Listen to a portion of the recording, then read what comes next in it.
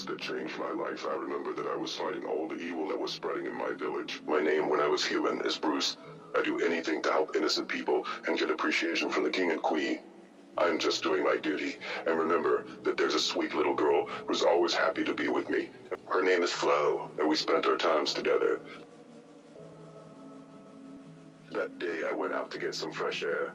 Suddenly I heard a loud scream coming from the palace. I quickly went to check what was happening, and found the king and his wife standing outside the palace screaming their daughter. I went to a palace and found a samurai holding Flo and trying to stab her with a sword.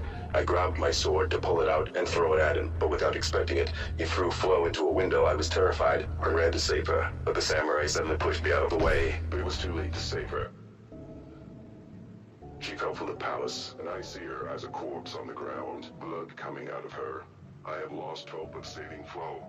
After her death, I found all the people insulting me and looking at me with hatred. Because I lost in saving Princess Flo, I regretted they called me many ugly nicknames. I regretted it a lot. I feel like I lost my self-confidence and while I was sleeping here, the village people quickly got out of my place and found a giant spider monster in the town had small. I raised my sword and stood in front of the monster's face. The fight began between us. I cut its tentacles into pieces, but I was exposed to a deep wound, and I am in a very critical condition.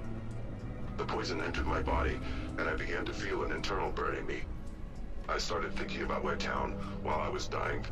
And quickly this monster appeared in front of me, and threw a compensation at me and sent me to another place in the game.